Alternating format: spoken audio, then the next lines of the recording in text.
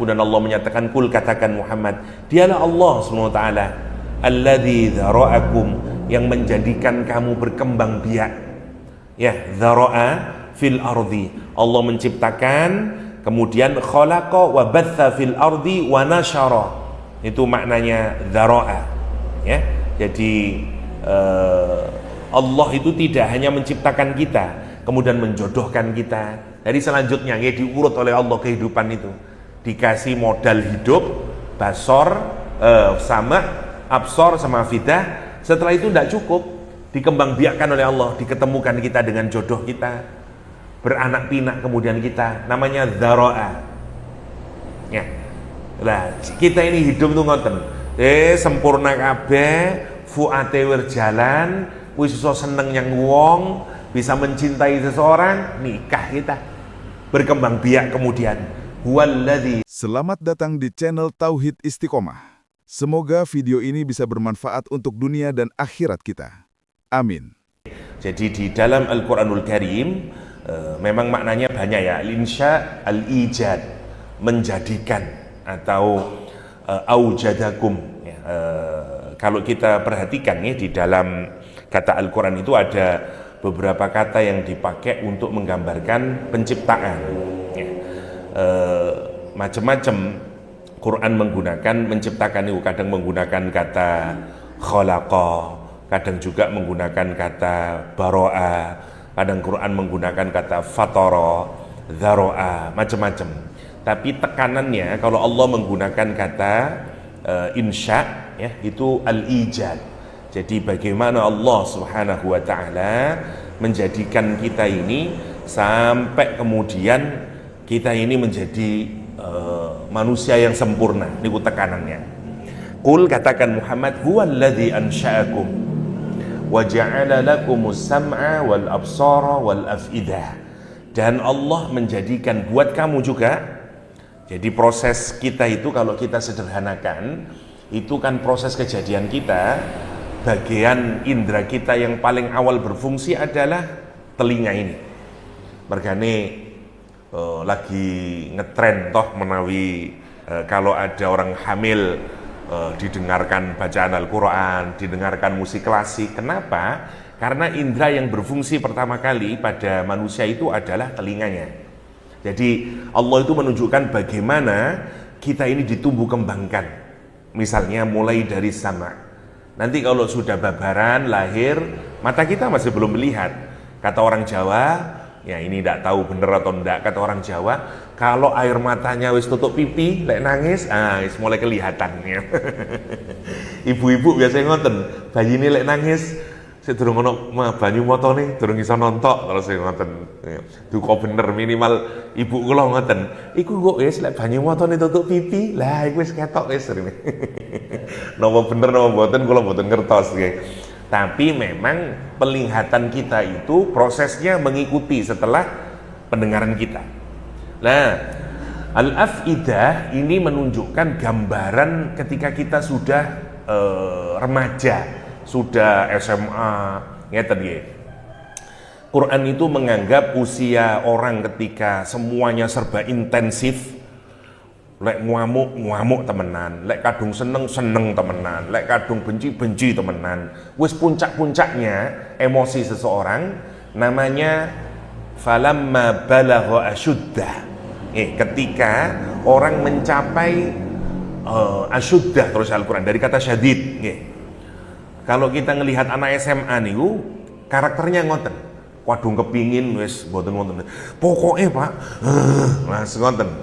Niku ketika sudah matang secara emosional, pun matang, semuanya sudah terbentuk, pendengarannya sudah sempurna, penglihatannya sudah sempurna. Sekarang bagian yang terdalam dari dirinya, yaitu emosinya, perasaannya, hatinya, dia sudah kenal cinta.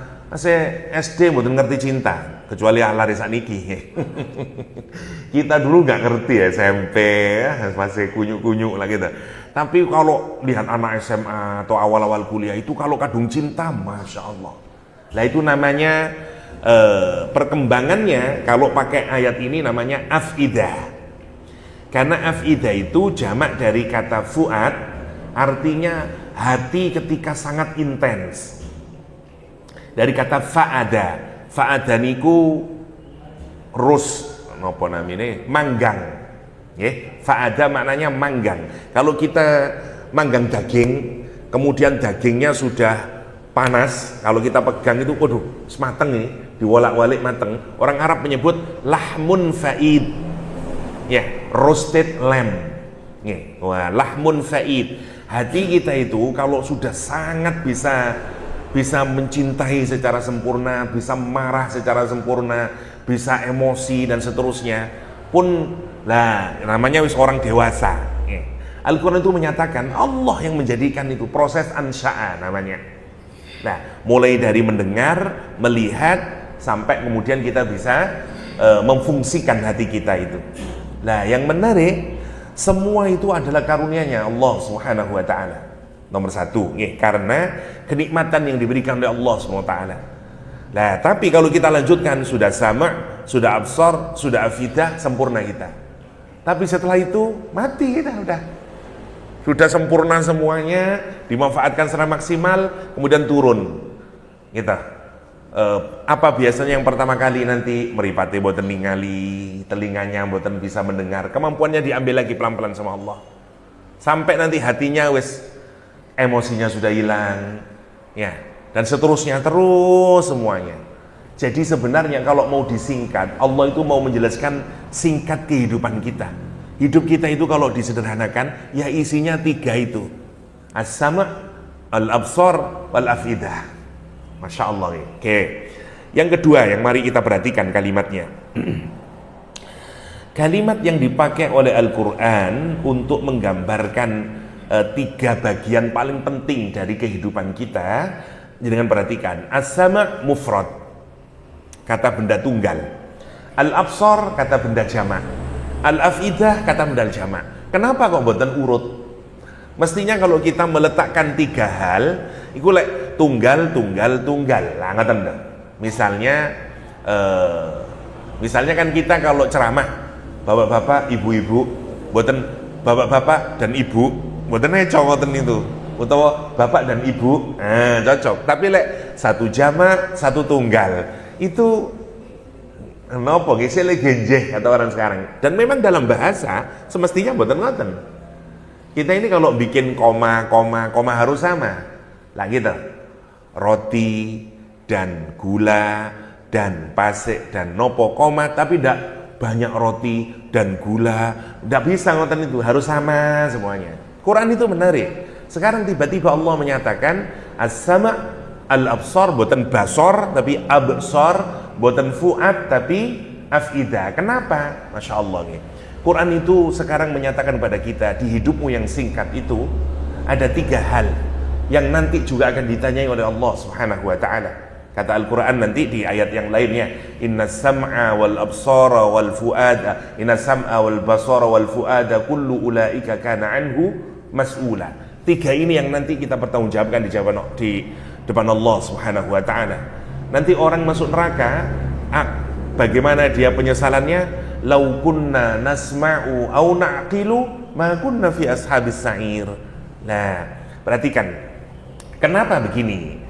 Mata itu, telinga itu dibikin tunggal oleh Allah Subhanahu wa taala karena kalau kita mendengar sesuatu semuanya sama.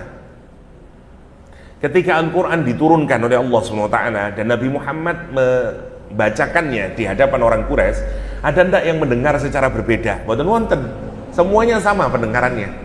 Dengar Iqra bismi rabbikal ladzi khalaq, mendengarkan Ar-Rahman 'allamal Quran. Mau Abu Jahal, mau Abu Bakar, mau Umar, mau Ahnas bin Syurek, semuanya sama pendengarannya. Karena itu dibikin tunggal oleh Allah SWT. Mana yang pertamanya ya? Tetapi kalau melihat Rasulullah SAW, ketika Rasulullah menyampaikan, melihatnya beda-beda. Ada yang melihatnya dengan netral, ada yang melihatnya dengan kebencian, ada yang melihatnya dengan cinta, beda-beda. Lek boten percaya ngeten lah. Jenengan sekarang mendengarkan saya berbicara, yang didengarkan sama, tapi cara pandangnya beda-beda. Kenapa? Karena tempat melihatnya juga sudah berbeda-beda. Masya Allah. Makanya dibikin jamak. Oke. Demikian juga hatinya juga berbeda-beda. Orang Quraisy ada yang hatinya itu grundel, ada yang hatinya marah, ada yang hatinya cinta sama Nabi, dan seterusnya. Karena itu dibikin jamak, matur sebanuwun. Ada hal yang menarik lagi, bukan hanya itu. Kita ini kalau mendengar, memang hanya mampu mendengar satu saja. Mungkin ada 1-2 orang bisa punya kemampuan mendengar banyak, tetapi lumrahnya orang mendengar itu cuma satu. Kalau kita mendengar banyak hal, tidak mampu kita. Makanya biasanya begitu ada di kelas itu kalau rame, guru menyatakan, hei diam. Kenapa? Karena kita tidak mampu mendengar banyak itu. Kita mendengar satu saja. Karena itu dibikin mufrad. Tapi kalau kita melihat, kita bisa melihat banyak. Saya sekarang melihat jenengan semuanya. Jadi pandangan saya ini bisa lihat berapa mana lek wong sakniki namine wonten satellite view, gitu, atau bird view. Ya, bird view ini seperti burung yang ada di atas itu. Semuanya bisa kelihatan semuanya, atau CCTV. Dia bisa muter gitu, ngelihat semuanya. Nah, kenapa? Karena mata kita itu bisa melihat lebih banyak lagi. Masya Allah ini. Nah, makanya mata dibikin jamak. Kenapa? Karena kemampuannya dia lebih banyak dalam melihatnya. Hati juga sama. Sekarang jenengan itu di perasaannya lah banyak. Wonten ya sedih, lek mikir utang, wonten gembira, lek mikir macam-macam di dalam hati kita ini. Kita ini tidak pernah punya satu perasaan, gonta-ganti perasaan kita, terus fluctuate. Namanya hati. Lah, tapi yang menarik kata Allah SWT, nanti yang dimintai pertanggungjawaban dari hati itu adalah ketika hati kita sudah intens, ketika sudah sangat kuat dalam hati kita itu, entah perasaan bencinya, entah perasaan marahnya, entah perasaan no pemauan. Kenapa? Kenapa gak harus intens? Karena hati yang intens itulah yang akan menghasilkan perbuatan. Yang hati yang sangat kuat, yang nanti itu akan diikuti oleh amal perbuatan. Itu yang dimintai pertanggungjawaban oleh Allah Subhanahu wa ta'ala. Tapi selama hati itu hanya sekedar lintasan, niku dimakfu. Karena itu di dalam hadis ya, innallaha itu Allah tajawazali terus Riyadhus Shalihin, Allah itu memaafkan untukku, bagi umatku, kata Rasulullah SAW. Apa? Al-khata' wan nisyan, ya.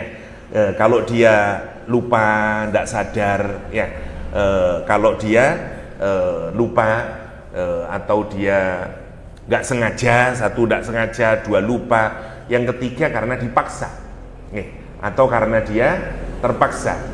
Sebagaimana Ammar bin Yasir, kalau dipaksa tidak ada dosanya, dan seterusnya, atau karena memang tidak sengaja, dan seterusnya. Itu baiknya syariah ini, Allah mengangkat untuk umatnya Nabi Muhammad, boten nilai dosa.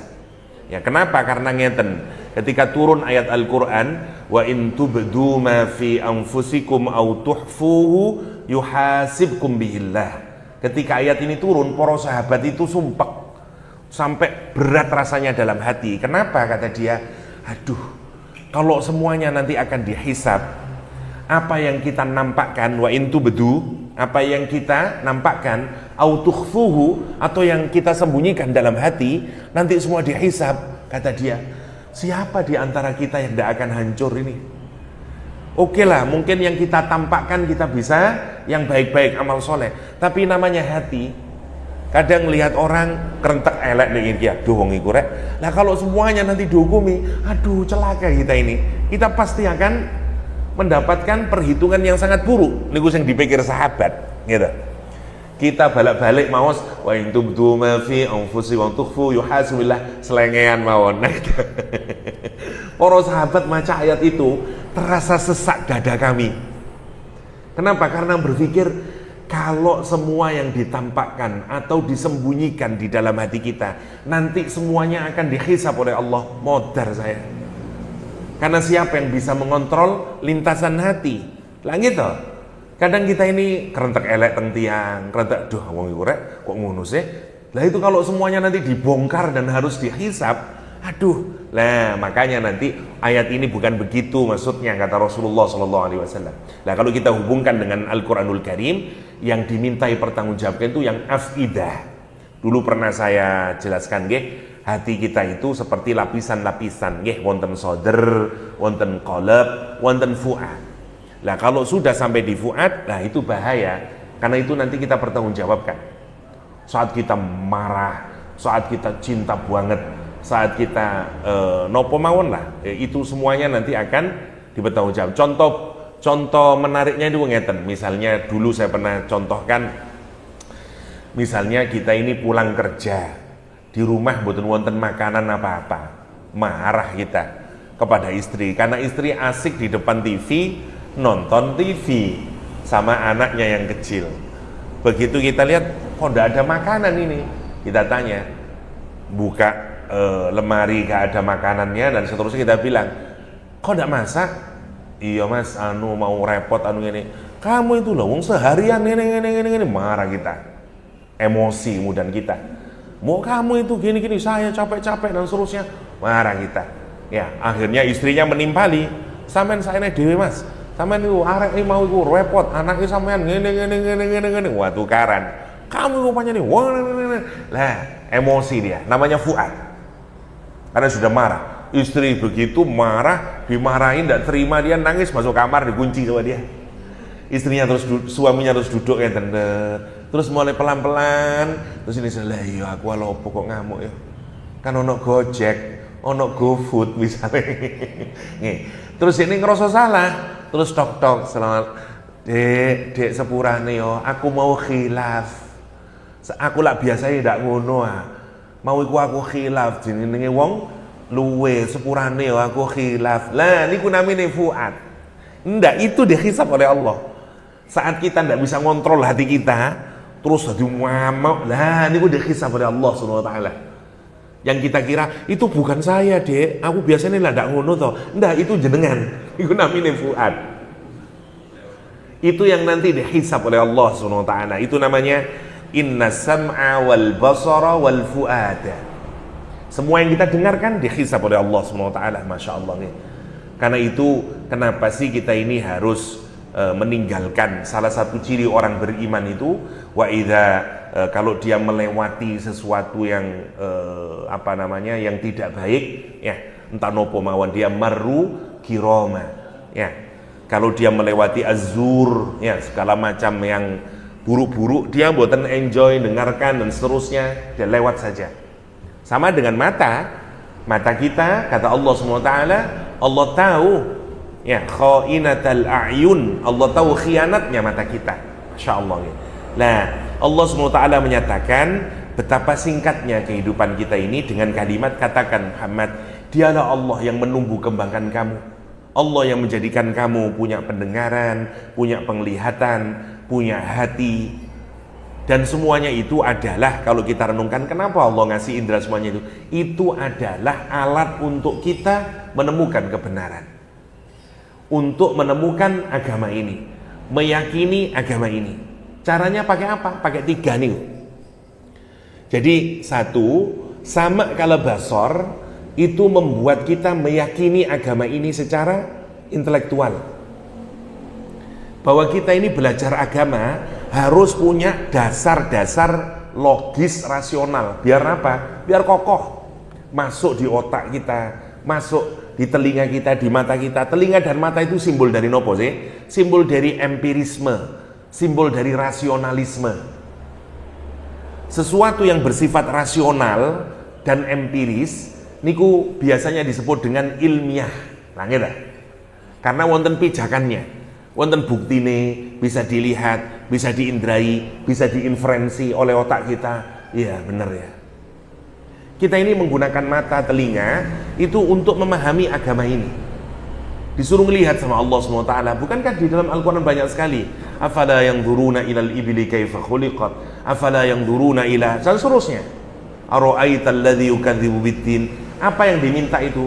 Gunakan telingamu, gunakan otakmu, gunakan matamu. Karena sebenarnya mata sama otak itu ngasih data, dikirimkan kemana? Ke otak kita. Kalau otak kita ini mboten berfungsi, mboten wonten gunane telinga sama mata kita. Karena itu data mentah yang dikirimkan. Gitu, Masya Allah. Dalam 1 detik, mata sama telinga kita itu memberikan informasi 2 juta bit informasi per second. Masya Allah. Jadi 1 detik yang tadi, telinga kita itu mendengar berbagai macam. Dengar kulon, dengar bunyi dari luar sana, semuanya masuk ke telinga kita. Mata kita melihat segala macam. Niku lek dihitung jumlahnya per detik 2000 bit informasi. Itu kalau semuanya masuk ke dalam otak kita, meledak otak kita nih. Karena terlampau banyak informasinya. Bayangin kalau 1 jam, terus berapa juta kemudian informasinya itu. Lah alhamdulillah ternyata otak kita niku memfilter. Jadi dari 2 juta niku per second niku cuman diambil 135-an saja. Cuman diambil 8 sampai 9 chang istilahnya, atau sekitar 135 bit informasi. Kathah buae napa kathah ngambile? Kathah buangnya. Jadi kita itu sudah memfilter. Lek kula guyonan, meskipun mata kita melihat banyak, misalnya kula ngajar nih mahasiswi, meskipun saya bisa melihat banyak mahasiswi, tapi yang saya rekam sing ayu tok. Ibaratnya otak kita niku ngoten, dia sudah memilah-milah. Masya Allah, niku menarik kalau kita pikirkan itu. Nah, semua kalau makanya sam'a wal basar itu kalau bahasa mudahnya rasional, logis, agama kita itu harus ngoten. Ini kata Nabi Yusuf alaihissalam, kita mengajak kepada Allah SWT dengan apa? Ala basiratin, di atas penjelasan yang clear, yang jelas, yang masuk akal, yang rasional. Dan itu watak Islam. Makanya kemarin saat rame-rame guru gembul, mboten ngoten, Islam itu harus diajarkan berdasarkan rasio. Anak-anak kita ini penting ya. Kenapa? Karena kalau kita tidak mengajarkan agama dengan pendekatan yang ilmiah yang bisa diterima oleh otak mereka, nanti ada satu waktu di mana dia mulai mempertanyakan agama ini. Karena mboten kokoh, mboten kokoh. Kita ngajarkan kamu wis pokoke ngono ta le, wis lakonono ae le. Enggak. Semua ini oleh Allah SWT. Kalau kita bahkan perhatikan dalam Al-Quran, semua yang kita yakini ini, iman ini didasarkan atas pemikiran yang logis, pemikiran yang rasional, semuanya. Hatta kenapa Allah satu, kenapa semuanya wonten dalilnya yang bisa kita dengarkan, yang bisa kita pikirkan. Nah, satu. Tapi yang kedua adalah al-afidah. Afidah urusan emosi, hati. Agama juga harus menyentuh situ. Karena kalau rasional tok, mangke juga mboten kuat. Karena kering. Ya, yang membuat manusia itu bukan hanya makhluk rasional, tapi dia juga makhluk spiritual. Itu yang harus juga disentuh. Agama juga menyentuh emosi kita, menyentuh batin kita. Ada rasa cinta, ada rasa sayang, ada mahabbah, ada roja, ada khauf, dan semuanya harus kumpul. Nah, semuanya dikasih oleh Allah SWT, alatnya agar kita bisa sampai itu. Inna sam'a, ada as-sama', ada al-absar, ada al-afidah. Modal kita untuk hidup itu. Tetapi apa kata Allah? Qalilam ma tashkurun. Ngeten nggih, orang itu kalau cuman logis, cuma sama basar, itu ujungnya nanti dia akan punya banyak ilmu, tapi banyak yang tidak menjalankannya. Kenapa? Karena pendidikan agamanya hanya didasarkan pada rasionalitas. Seperti pelajaran agama di sekolah-sekolah nih loh. Iya ya, saya ini belajar agama biar mulai SD ada pelajaran agama, SMP ada pelajaran agama, SMA ada pelajaran agama. Kenapa Pak ya? Koyok ngono-ngono tok ae rasane. Menghilang saja rasanya itu. Lagi dah. Tapi kalau saya ngaji di masjid, kok ada bedanya ya? Karena pendekatannya berbeda. Biasanya kalau di sekolah pendekatannya rasional, logis. Pendekatannya kalau di pesantren, di masjid biasanya menyentuh hati, Mesti nih ngajar agama itu dua-duanya, ngoten. Tapi biasanya kalau di sekolah guru yang ngajar ya wis koyok pelajaran matematika. Ayo sebutkan berapa rukunnya wudhu. Ayo sebutkan. Nah, siapa nama-nama malaikat? Kau nak nyentuh itu tidak akan mempengaruhi hati. Lah gitu. Jadi isinya pelajaran agama itu pelajaran hafalan tentang nama-nama nabi, nama-nama malaikat. Terus ngoten tok isine, ndak nyentuh ke hatinya. Kenapa? Karena agama diajarkan secara kering, cuman secara as-sam'a wal basar. Termasuk di kampus, orang diskusi sampai entek ngamek, menurut mazhab ini, menurut begini, dalilnya begini, Ibnu Abbas berkata begini, mantun, tidak ada berubah apa-apa dari perilakunya. Masya Allah nih. Kenapa saya belajar agama kok kering begini ya? Tidak ada perubahan apa-apa, padahal Masya Allah, pemahamannya, hafalan hadisnya banyak. Tapi kenapa kok tidak bisa menyentuh? Karena lagi-lagi tekanannya hanya pada as-sam'a wal basar, mboten sampai tutuk di afidah. Di afidah. Ini penting karena dua-duanya itu harus kita maksimalkan dalam kita memahami agama ini. Kenapa yang menariknya lagi? Karena nanti semuanya akan dipertanyakan. Imam Ghazali wonten ayyuhal walad. Jadi dulu ada muridnya Imam Ghazali, ya, terus merasa kering, merasa kenapa saya kok begini ini. Tanya sama Imam Ghazali, ada apa saya ini? Saya sudah belajar lama agama, tapi kok saya begini, kadang malas dan seterusnya. Imam Ghazali membalasnya dengan tulisan, sampai jadi buku terkenal judulnya Ayyuhal Walad, wahai anakku sayang. Imam Ghazali mengingatkan ada satu hikmah di dalam kitab tersebut, kata dia, ada orang itu makanya kamu hati-hati, kata dia, jangan kamu merasa puas atau jangan menjadi orang yang hanya punya ilmu tapi tidak bisa menjalankannya, karena tidak akan ada gunanya nanti. Imam Ghazali menggambarkan orang yang punya ilmu tapi tidak mengamalkan itu seperti orang yang masuk ke dalam hutan, dia membawa pedang, bawa panah, bawa berbagai macam peralatan ya untuk melawan bahaya, dan dia tahu semuanya, cara menggunakan pisau begini, cara menggunakan busur begini, semuanya pepek ilmunya. Tapi begitu dia masuk hutan, dia ketemu dengan singa, gemeter dia, tidak bisa dipakai sama sekali. Koncone ngomong, wis tarian, busurnya itu tidak bisa ngapa-ngapain. Kata Imam Ghazali, adakah guna pengetahuannya? Adakah bermanfaat semua ilmunya? Enggak, semua pengetahuan itu hanya akan bermanfaat jika kamu meletakkannya pada amal. Lah sama antara sama basor sama afidah niku ngoten. Sama basor itu melahirkan ilmu, afidah itu melahirkan amal, karena dia harus dikaitkan. Banyak orang tidak menggunakan itu. Wong-wong sepuh biasanya menggunakan afidah, tapi tidak sama basor. Wong-wong enom biasanya menggunakan sama basor, tidak menggunakan afidahnya. Dan ini sama-sama mboten sempurna. Yang sempurna adalah tiga-tiganya. Dari situ kita mendapatkan kekuatan dari agama ini. Ngoten maksudnya pemahamannya itu. Lah karena itu Allah akhirnya menyatakan apa? Qalilam ma tashkurun. Kalimatnya itu sebenarnya gini, tashkuruna qalilan awalnya. Dirubah menjadi qalilan ma tashkurun. Ma-nya itu ma dita'ajjub. Oh, wow. Betapa sedikitnya, wow. Saking sedikitnya, ma-nya itu mengagumkan. Mengagumkan apa? Cek saidi tashkurun, manusia itu bersyukur.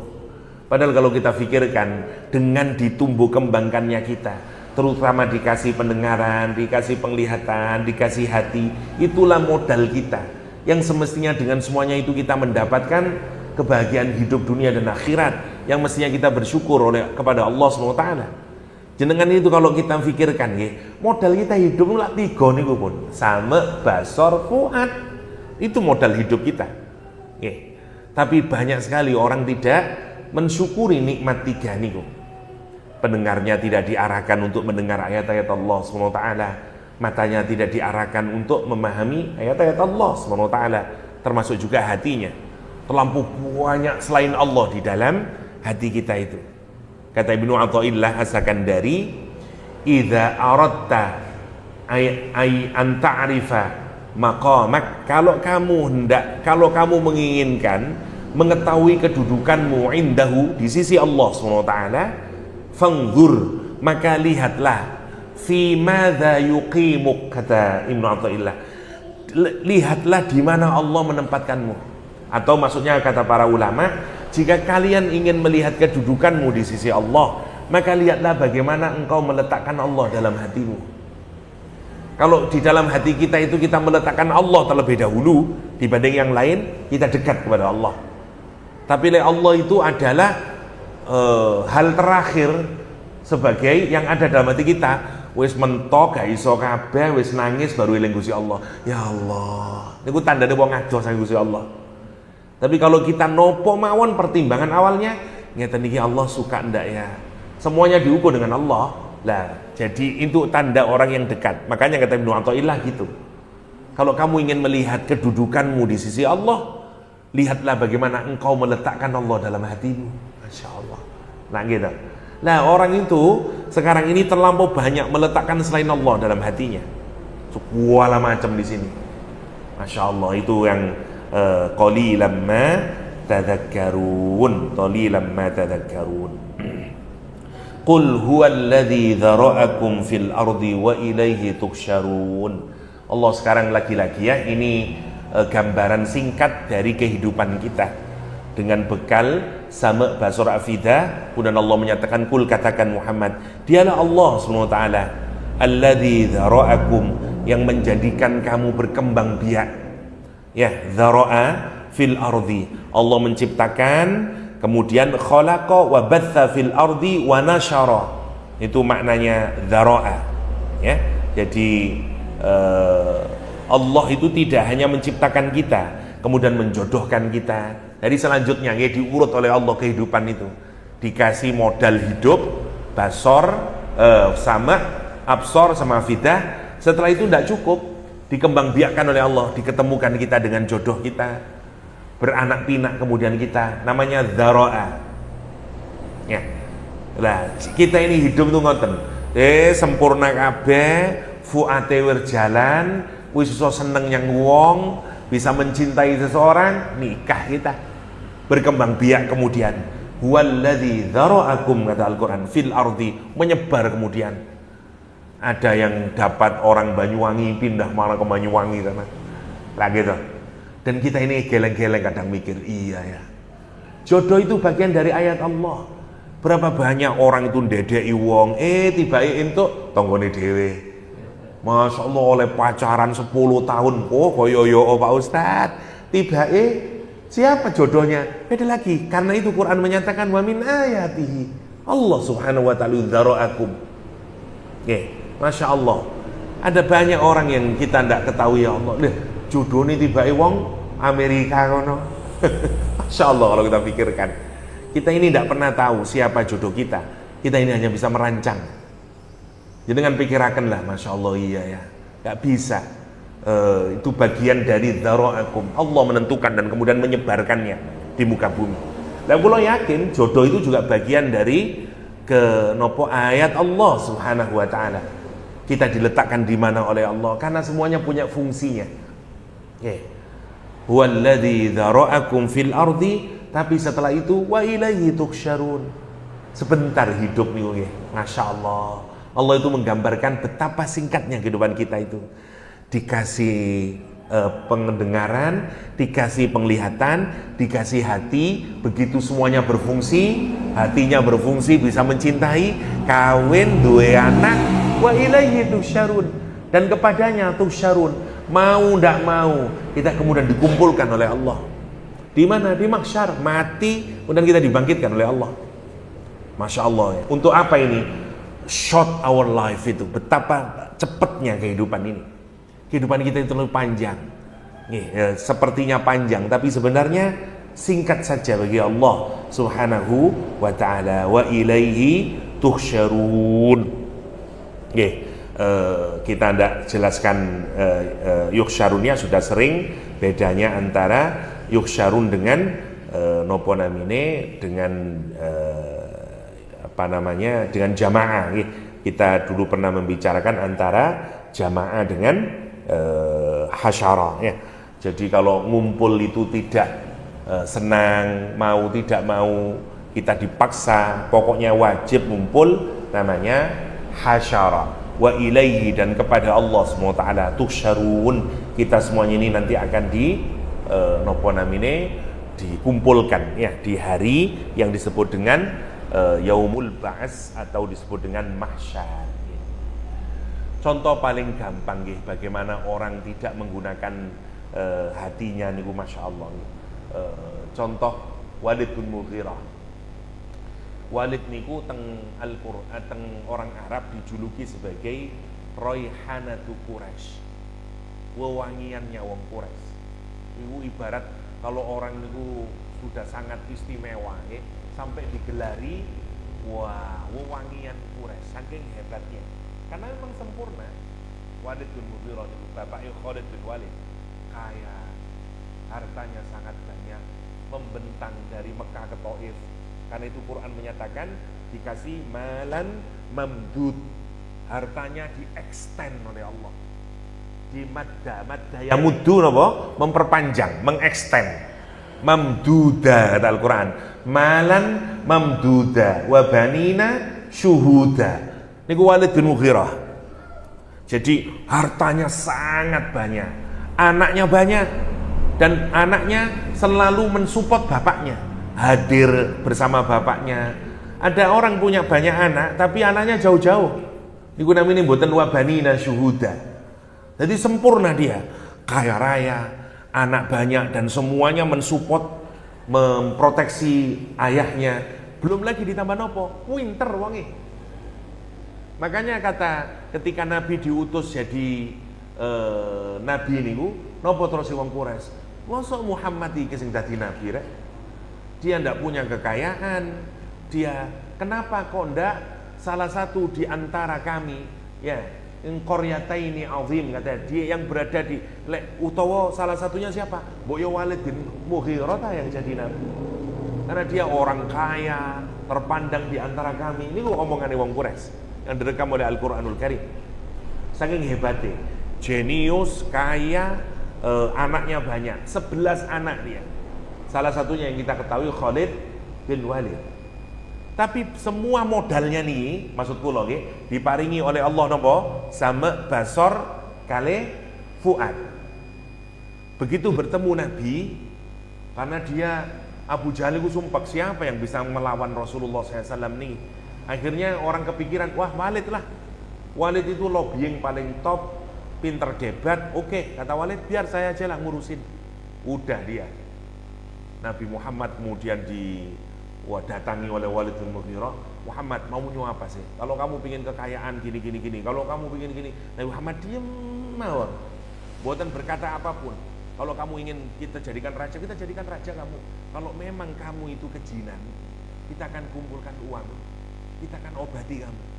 Cik waras awakmu. Itu kata-katanya Walid bin Mughirah.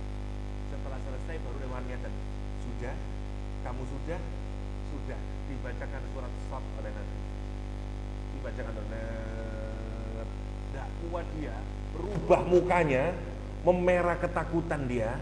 Terus di tangannya sampai ingat tentang Rasulullah, cukup Muhammad. Terus yang balik ketemu orang-orang, dia bilang apa? Sungguh aku itu mengetahui syairnya manusia dan bahkan syairnya jin. Karena dulu orang Arab itu sering mendengar suara tanpa manusia, tanpa ada orangnya, di lembah-lembah, suara. Tapi orang Arab karena kuat hafalannya, jadi ada syair-syair gitu. Nah dihafalkan, itu yang disebut dengan syair para jin. Oke, ya dulu zaman rumiyin mungkin jin ini kata. Wallahu a'lam. Tapi nonton dalam kitab-kitab itu yang disebut dengan syair para jin itu nonton. Kata dan orang Arab hafal semuanya itu. Makanya kata Walid bin Mughirah, saya itu tahu syairnya jin, saya tahu syairnya manusia. Sungguh apa yang diucapkan Muhammad bukan syair, bukan itu. Dan dia memuji Nabi Muhammad kemudian. Sungguh innaha lahalawah Sungguh yang diucapkan itu ada manisnya, ibarat sebuah pohon, bawahnya banyak airnya, maksudnya tumbuh subur. Dahan-dahannya ranting banyak, pohon, buahnya banyak bergelantungan. Itu puisinya dia. Memuji nopo? Memuji Al-Quranul Karim. Pulang terus dia ke rumahnya, mboten medal. Sumpek gara-gara mendengarkan Al-Quranul Karim. Orang-orang sekarang yang gantian bingung. Waduh, gimana ini? Walid bin Mughirah yang kita gadang-gadang akan menghancurkan Muhammad, justru dia seperti terpikat oleh Muhammad. Datanglah mereka ke Abu Jahal. Lah ngoten to ceritane ini. Abu Jahal, tenang wis urusan gua. Dia tahu kelemahannya dia. Apa yang dilakukan oleh Abu Jahal? Boten disentuh samaknya, boten disentuh absornya. Apa yang disentuh? Fuadnya, emosinya yang disentuh. Kata Abu Jahal, dia datang ke rumahnya Walid bin Mughirah. Walid, kamu tahu enggak apa yang sekarang dilakukan oleh orang-orang? Ada apa? Katanya orang-orang itu, kamu itu begitu keluar dari rumahnya Muhammad, kamu berubah. Kamu menggunakan kata-kata begini. Sekarang itu orang-orang lagi ngumpulin uang semuanya. Uang receh, dikumpulin semuanya. Lah memang ngapain? Mau diberikan kepadamu. Karena semua orang Quraisy itu yakin kamu itu lagi kesusahan, nggak punya duit, sehingga kamu itu mendukung Muhammad. Pasti kan kamu mendapatkan uang dari Abu Bakar atau dari Muhammad SAW. Karena itu orang-orang itu kasihan sama kamu. Sekarang lagi ngumpulin duitnya nanti dikasih kamu biar kamu kembali ke jalan yang benar. Wah, wong soge dihina ngoten, emosinya muncul. Jari sopo aku nanti duit. Gak ono wong soge kaya aku. Dunyaku membentang dari Mekah ke Taif. Wah, karena Abu Jahal itu tahu dia ini diserang dari sini. Karena itu dia kemudian berubah, terus minta nasihat ke Abu Jahal. Terus gimana Abu Jahal? Apa yang harus saya lakukan? Karena yang saya wong soge niku sing paling diwedeni nopo? Public image. Nggih, lek wong mboten wong ningsor-ningsor iku ndak peduli buah kon ngarani elek aku. Emang gua pikirin, sing penting mangan enak. Lah ngoten to. Tapi lek jenengan ningali wong-wong sing dhuwur-dhuwur niku, wah sing paling dipikiri apa? Public image saya. Nggih. Wah ini ku sing paling penting. Wah, dan seterusnya. Pancen ngoten nek wong sing dhuwur-dhuwur niku, tahu mentalnya. Kenapa? Karena menarik nggih, wong niku lek tambah sugih, sebenarnya kepribadiannya tambah lemah. Karena dia menggantungkan pada yang berada di luar dirinya. Umahe sing apik, mobile sing apik, bajune sing apik, jame sing apik. Wong mboten gadah, mboten gantungaken ke semuanya. Soalnya nopo? Pancen mboten gadah. Sehingga dia lebih yakin kepada dirinya sendiri. Kuat kepribadiannya, biasanya wong mboten gadah. Wah, wong ngarani apa? Emang gua pikirin sing penting awak iso mangan wis alhamdulillah. Wonten wong mboten gadane. Tapi wong kaya itu karena dia pelan-pelan dibentuk oleh kekayaannya. Akhirnya terus, lah begitu dia hilang sumpek deh nih, diarani wong, waduh, mobilnya sampean kok malah Pak, sumpek deh nih. Dan seterusnya. Lah Abu Jahal itu ahli psikologi. Dia bisa membaca karakternya orang. Disentuh Walid dengan itu berubah Walid. Gimana Abu Jahal mengembalikan popularitas saya ini? Sekarang nama saya jelek. Gampang kata Abu Jahal. Kamu harus tunjukin ke semua orang, di hadapan semua orang, kamu rubah pendapatmu. Itu yang disebut oleh Al-Quran. Akhirnya Walid bin Mughirah mendatangi Nabi Muhammad. Itu yang di surat Al-Mudaththir. Summa nadhar, summa faqara wa basar, summa, dan itu. Terus dia ngelihat Nabi Muhammad, terus njureng ngenten. Mikir abasa wa basar, terus dia mangkel baru terus dia ngasih statement, in hada illa sihru yu'thar, kata dia. Muhammad, Quran itu cumanlah sihir yang engkau pelajari dari orang-orang dahulu. Di hadapan semua orang. Wah, baru orang, padahal itu siapa yang bikin drama? Abu Jahal. Orang-orang terus, oh tidak, ternyata ya berubah. Ini ku pintere Abu Jahal. Ini contoh apa? Orang yang tidak bisa menggunakan afidahnya. Nanti dia ditanyain oleh Allah SWT. Qalilan ma tashkurun, kata Al-Quran. Sedikit sekali kamu bersyukur sama Allah. Wis dikasih sama, dikasih absor, dikasih afidah. Dan apalagi nanti kamu akan dikumpulkan, wa ilaihi tuhsyarun. Tetapi dasar manusia meskipun dia ini hidup singkat di dunia, tapi karena seakan-akan lama, dia itu terhadap akhirat yang sebenarnya sudah sangat dekat itu, dia menyatakan apa? Wa yaquluna, dan orang-orang itu mereka berkata apa? Mata hadzal wa'du in kuntum shadiqin. Kapan janjinya Allah itu? Kapan hukuman itu datang? Muhammad itu ngomong tok, jari ini nanti kita akan dikumpulkan. Katanya begini. Mana? Ya, manusia itu ngoten nggih. Kita ini punya sifat terus surah Al-Insan, ya, yuhibbunal ajilah wa tadharunal akhirah. Kita cinta yang instan. Makanya kita seneng mie instan, gitu. Semua yang instan seneng. Dulu kita kenal instan itu cuman mie instan, gitu. Sekarang semua serba maunya instan. Saya punya adik ipar ketipu 90 juta, gara-gara nonton TikTok. Terus ngene, oh kok lek nang ngene cepet soge, anu ngene. Percaya dek nih. Terus ngirimi duit entek ilang, terus saya lenger-lenger. Kemarin saya pulang dikasih tahu mertua nih, terus ngilang arek kata tak amuk ngilang hari ini. Adik saya yang perempuan saya ngilang ini. Lah iya, wong ndak ngerti TikTok dan itu lopo foto duka mas katanya. Masya Allah lo tak pikirin. Gitu. Orang sekarang itu semuanya mau instan, soge instan, semuanya instan, pinter instan. Yes, tenang Ustaz, wonten ChatGPT, nggak bisa tanya aja sama ChatGPT aman. Semuanya serba instan sekarang. Lah kata sampai kemudian karena kita biasa berpikir instan, maka akhirat itu terasa jauh dan boten menarik. Kemudian tadi di luar saya bicara tentang nopo saniki wong kok seneng TikTok timbangan YouTube pun kedawan saniki. Orang ya kecuali orang sing rodok serius buka YouTube nontonin panjang. Wong sakniki wis boten kian. 5 menit mau nih ngulet, gitu.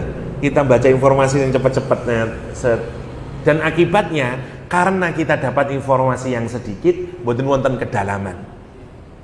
Niku ceritanya. Padahal Quran itu isine nopo? Afala tatadabbarunal Quran, afala tatafakkarun. Berpikir, bertadabbur niku pendek nopo panjang? Panjang karena disuruh mikir. Masya Allah. Nah itu kita harus mengembalikan anak-anak kita. Sekarang ini wonten gerakan, terutama di Eropa, Prancis, Swiss, sekarang lagi booming. Ada banyak sekolah, ratusan sekarang mulai menjamur di Eropa. Sekolah tanpa HP untuk SMA. Dan mulai banyak diterapkan. Jadi surang no HP, nggak ada HP sekarang. Kenapa? Karena rusak kabeh anak-anak ini. Secara sosial tidak bisa bergaul, semuanya menjadi individualis. Dan pertama ini dicoba ada beberapa sekolah swasta dan ternyata efeknya baik. Sekarang menjamur, mulai jadi policy. Kalau berharap semoga itu juga merantak ke Indonesia nih. Nah itu saya kata Indonesia, alhamdulillah minimal anak-anak kita ngerti cara bergaul, tolong adab. Apalagi zaman sekarang nih, masya Allah. Ini penting nopo namine. Kecuali yang dipondokin pun aman, di pondok gak ada HP, aman anak-anak kita yang di pesantren, gitu. Tapi kalau di sini HP semuanya, dan anak-anak kita belum dewasa dalam hal tersebut. Ya, karena itu orang nggak suka dengan yang panjang, apalagi akhirat. Quran itu menyatakan gitu. Kamu itu yuhibbunal ajilah, menyukai yang instan-instan, wa yadharunal akhirah, tapi meninggalkan sing adoh-adoh ditinggalkan. Alah saya ado aja, alah saya suwi aja. Sampai kepada kiamat dia bilang apa? Kapan ancaman Allah itu?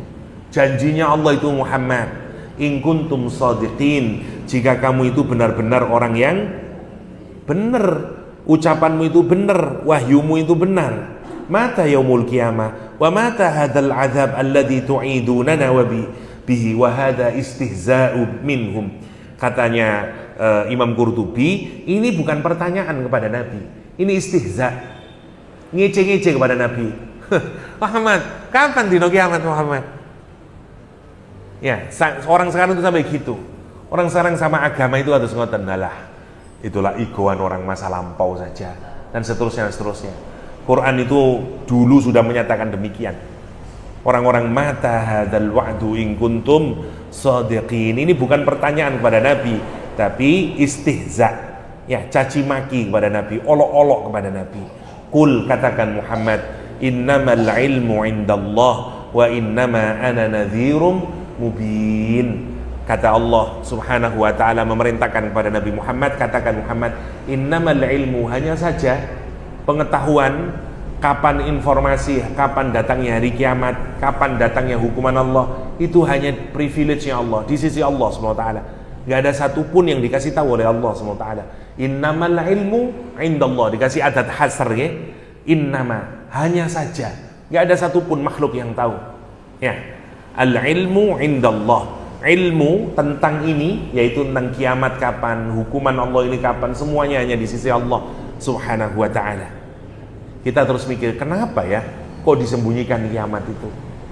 Menungso ngoten nggih, apa yang disembunyikan Allah saya dipikir ae. Apa yang tidak disembunyikan tidak gelem dipikir. Itu yang menarik menungso nih. Sebenarnya kenapa kiamat itu kok disembunyikan? Salah satu hikmahnya adalah agar kita ini terus ibadah. Kenapa? Jenengan masih ingat zaman kuliah rumiyin? Sudah kasih kita tahu UAS kurang 2 bulan lagi. Nyantai kita. Alah si orang bulan aja lah. Nanti kurang saulan, si kurang saulan aja lah. Seminggu, alah si seminggu engkau lah. Kurang-kurang rong dino. Kurang-kurang dino, alah gampang sinau paling rong jam yo mari.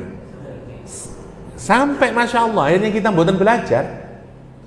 Yang bisa kita lakukan sampai terkenal SKS rumiyin, sistem kebut semalam lah gitu. Niku mentali menungso niku pancen ngoten niku. Yuhibbunal ajilah, suka yang instan. Dan Quran menyatakan begitu. Karena itu kenapa kok tidak dikasih tahu?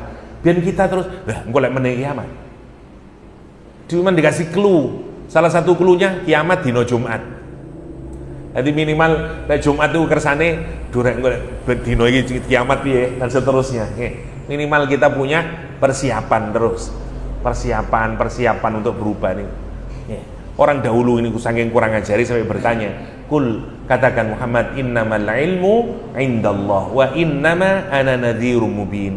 Dan aku, kata Nabi Muhammad, tidak lain tidak bukan hanyalah nadhir mubin. Dan ini sama, nadhir itu pemberi peringatan. Kalau kita diperingati, kalau disebut nadhir arahnya kemana? Ke hati. Mubin, orang yang menjelaskan. Mubin itu yang bersifat clear, jelas. Mubin itu arahnya kemana? Ke otak. Karena sesuatu itu menjadi jelas, clear niku, mana yang menentukan? Oh clear pak, faham kula pun. Oh niku urusan otak. Nabi niku nggih dua niku, nadhirun mubin, nyentuh hati, nyentuh otak kita. Nabi cuma bisa mendakwai kita, menyentuh hati kita, nyentuh ruhani kita, ya nyentuh otak kita, kesadaran kita agar kita berubah. Masya Allah. Falamma ra'awhu zulfatan si'at wujuhul ladzina kafaru wa qila hadzal ladzi kuntum bihi tad'un. Satu ayat lagi. Apa yang terjadi kemudian?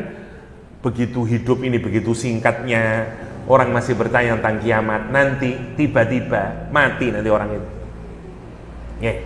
Sampai salah satu ciri kalau Allah itu begitu sangat tidak menyukai kepada seseorang, dibukakan semua pintu nikmat oleh Allah SWT.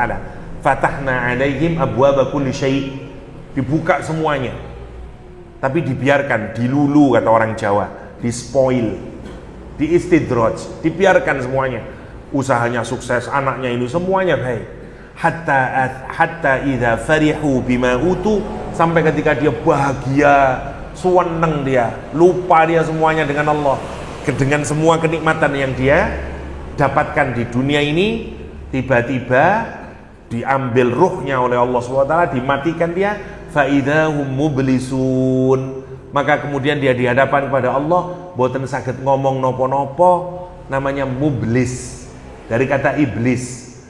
Orang yang kehilangan, dia tidak punya kesempatan untuk dapat rahmatnya Allah sedikit pun, namanya ablasa. Gak iso ngomong, menengcep, Kaiso, saya boleh enggak boleh, semuanya sudah enggak dapat apa-apa dia. Orang yang disebut dengan mublis. Masya Allah, itu saking parahnya. Nah sama sekarang, orang yang tadi itu bertanya kapan dan seterusnya, apa kata Allah? Falamma ra'auhu, Quran mengingatkan sama kita. Maka ketika orang itu yang tadi bertanya kapan azab itu, kapan azabnya? Falamma ra'auhu, apabila mereka melihat apa? Siksanya Allah itu hari kiamatnya atau zulfatan. Zulfah niku menarik nggih. Zulfa niku nopo namine mendekat secara perlahan-lahan. Makanya kalau orang itu mendapatkan kedudukan, perlahan-lahan dipromosikan, perlahan lagi dipromosikan lagi sampai dia mendapatkan kedudukan yang tertinggi, namanya zulfa. Ya, namanya zulfa. Karena dia mendapatkan secara perlahan-lahan sampai kemudian dapat kedudukan tertinggi. Lah, Quran itu menyatakan orang ini nanti ketika melihat ancaman Allah SWT perlahan-lahan, neraka didekatkan kepada dia, azabnya Allah didekatkan kepada dia. Begitu dia melihat, falamma ra'auhu zulfatan, apa yang terjadi? Si'at wujuhul ladzina kafaru, menjadi buram, cemas, ketakutan wajahnya orang kafir. Kenapa? Karena sekarang diperlihatkan dia di nerakanya Allah. Penjelasan lebih detailnya ayat ini sebenarnya bisa dikaitkan dengan surah Az-Zumar. Ya. Wasiqal ladzina kafaru ila jahannama zumara. Ketika digiring orang-orang kafir ke neraka jahanam, zumara, secara berombong-rombongan. Hatta idza ja'uha, sehingga ketika dia sampai ke neraka jahanam itu, futihat abwabuha, ternyata pintunya sudah terbuka. Jadi orang itu kalau digiring ke neraka, sudah pintu neraka sudah dibuka dari jauh. Ya, sudah dibuka dari jauh sehingga dia melihat erangannya, suaranya yang menggelegak, tangisannya, baunya yang tidak sedap. Ya, dan semuanya uapnya, ya, angin panasnya. Kenapa? Ngeten soalnya. Kalau kita ini mau dihukum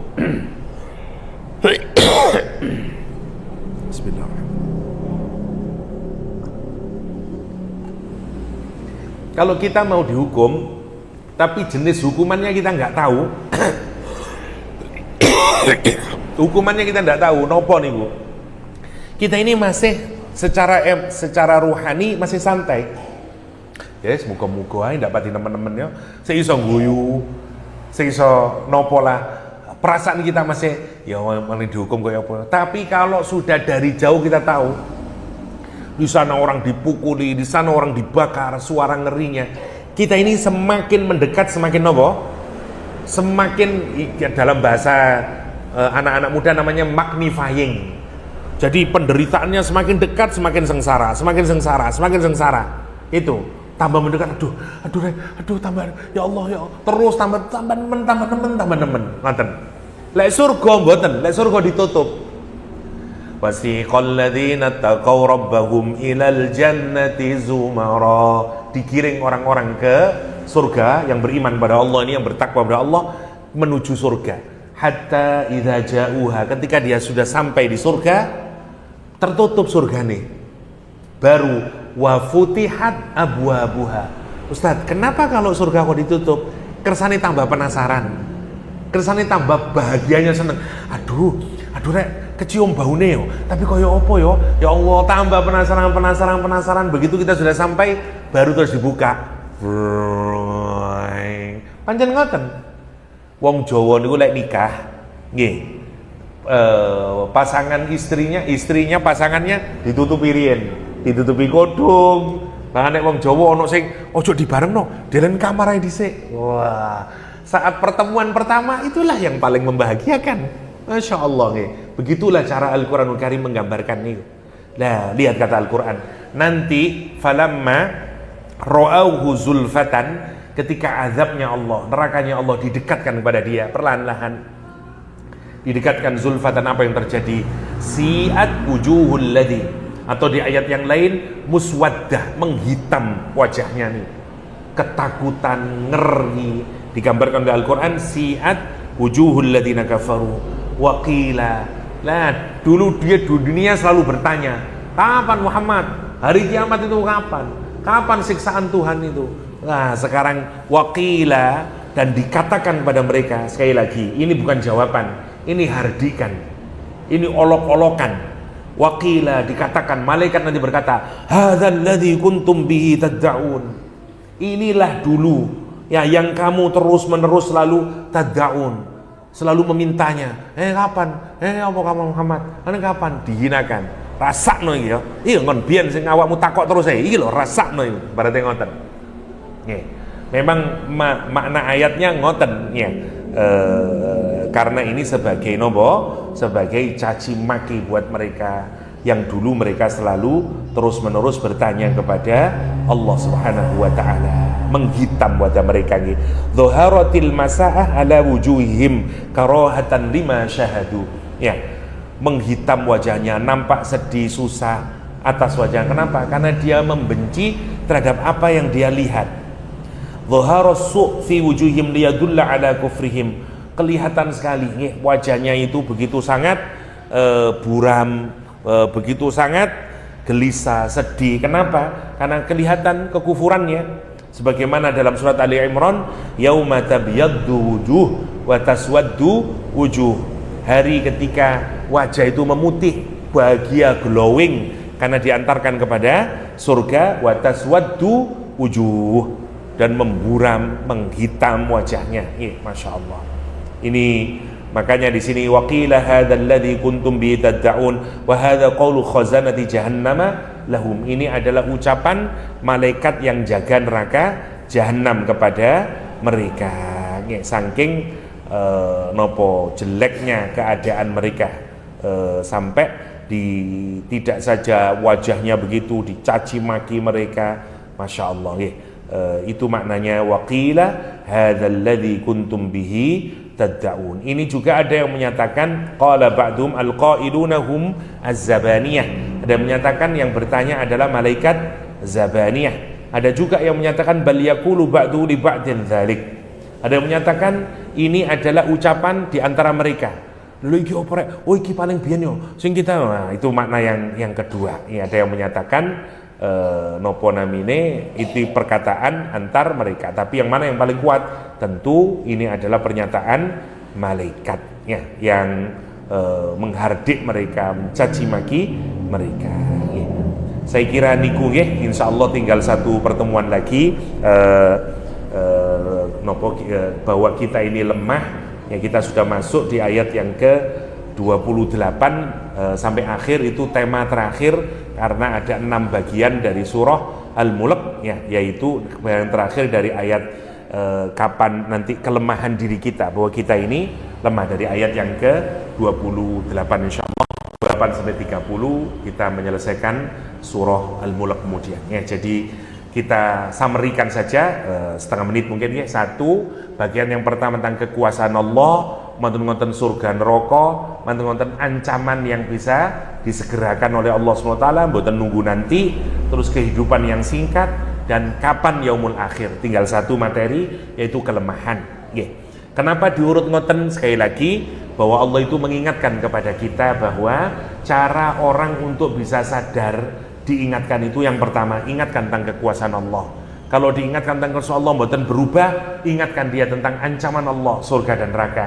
Kalau diingatkan tentang surga dan neraka mboten berubah, ingatkan tentang ancaman Allah SWT, azab Allah yang bisa diturunkan saat itu juga.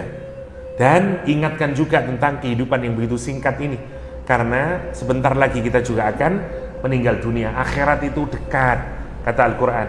Mereka menyangka akhirat itu jauh ya, tetapi Allah Subhanahu wa ta'ala, kami melihatnya dekat, kata Al-Quranul Karim. Karena itu mestinya kita menyadari semuanya ini, yang menyadari semuanya ini membuat kita semakin bergerak, semakin berubah, mendekat kepada Allah Subhanahu wa ta'ala. Demikian yang saged kula sampaikan, mugi-mugi wonten manfaatipun. Hadanallahu yakum ajma'in. Wa sallallahu ala nabiyyina Muhammadin wa alihi wa sahbihi wa sallam. Wa akhiru da'wana alhamdulillahi rabbil alamin. Subhanakallahumma wa bihamdik, asyhadu an la ilaha illa anta, astaghfiruka wa atubu ilaik. Assalamualaikum warahmatullahi wabarakatuh.